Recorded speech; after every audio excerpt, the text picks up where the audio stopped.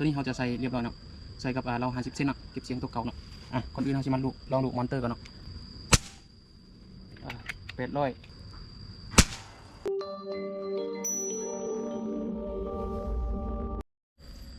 800สำหรับเมื่อกี้ก็เป็นคลิป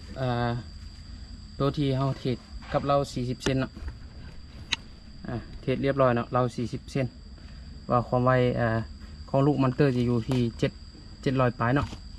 แล้วก็ของลูก FX มันจะอยู่ที่800 ปลายเนาะคือลูกค้าหลายคนบางเหือซื้อเราดีไปแต่บางเหือไปยิงลูกบถือกับเราเนาะมันจะตกกลุ่มมันจะต่างกันเนาะคือยกตัวอย่างตัวนี้มันจะตกอยู่700ตัวนี้800นะความไวกลุ่มแต่ละลูกหรือว่าแต่ละน้ำหนักมันบวกคือกันเนาะเราสิมาลองแกะตัวที่40 เซนออกเขาจะเปลี่ยนใส่ตัว50เนาะแกะเดี๋ยวแกะเก็บเสียงก่อนก็ได้เนาะเอาไปเก็บเสียงออกก่อนเพราะว่าเมื่อกี้เขาเก็บเสียงเขาบดใส่ขอบลำเนาะเสียงมันจะย้อนแดนเนาะขอเราตัว40ออกเนาะจะเอาเราตัว50 เซนใส่เนาะความไวสีซ้ำกันบอลเนาะ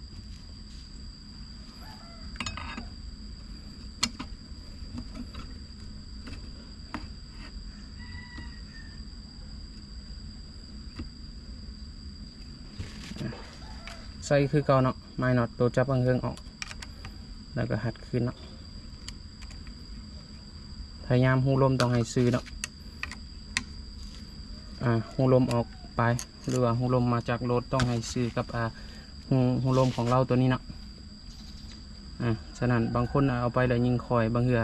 หูลมบดซื้อลมจะออกหน่อยเนาะไปเก็บเสียงคือเก่าพยายามสูงให้จำเนาะลมจะบดตีให้ออกไปหมดเนาะ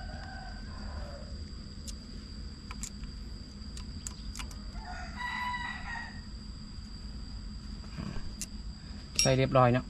เราสิมาลองปิดคลิปคือเมื่อกี้อีกเนาะเราจะย้ายตกมาใส่กับตัวสุดวัดความไวเนาะวัดความไวลูกมาลองกันหนักทีหนึ่งครับ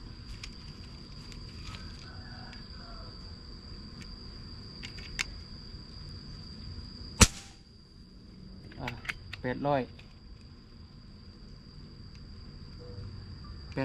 เนาะคือ2 792เนาะ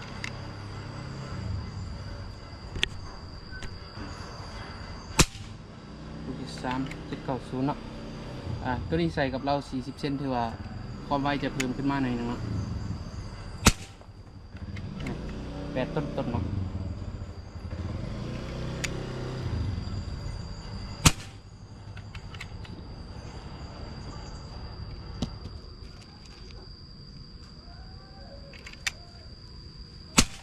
ที่5เนาะนี่800คือว่ามอนเตอร์นี่เหมาะสำหรับเรา50 เซนเนาะเขาจะมาเบิ่งลูกของ FX ลองเบิ่งเนาะอีก5 ลูกเนาะ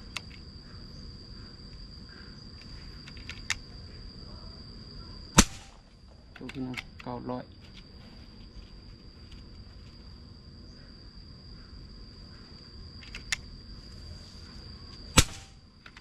ที่2 892เนาะดู7เอาไว้7ถือว่าสูสีนะสองเนาะ870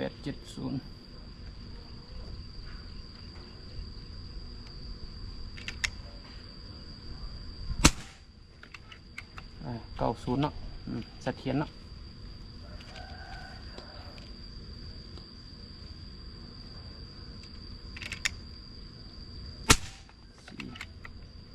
896เนาะนัดสุดท้ายนาที5เนาะ893เนาะความไวก็สิประมาณนี้เนาะตัวนี้เป็นลูกของFX เนาะความไว2 อันนี้มันจะต่างกันเนาะเพราะว่าตัวนี้น้ำหนักจะสูงหน่อยนึงเนาะตัวนี้สำหรับยิงสัตว์ใหญ่เนาะยิงสัตว์ใหญ่ของมอนเตอร์เนาะตัวนี้มันจะตกอยู่ที่21 แกนเนาะตัวนี้อยู่ที่19เนาะ 19แกนความไวของลูกแต่ละอย่างมันจะต่างกันเนาะต่างกันหลายคนถามว่าลูกมีผลตกกลุ่มบ่มีคือกันเนาะบางเล่าบางเซนจะเลือกลูกยิงเนาะสำหรับคลิปนี้ก็สิมีประมาณนี้เนาะเอามาวัดให้เบิ่งว่าเรายาวเราสั้นมันต่างกันได้ไดเนาะโตส่วนลูกค้าตัดสินใจซื้อก็แล้วแต่ลูกค้าสิมักเนาะว่าสิมักสั้นหรือยาวแน่นอนยาวน้ำหนักจะหลายกว่าเนาะสั้นน้ำหนักก็จะเบาลงเนาะสำหรับคลิปนี้ก็สิมีประมาณนี้เนาะขอบใจที่เขามาติดตามส่องเขาเนาะ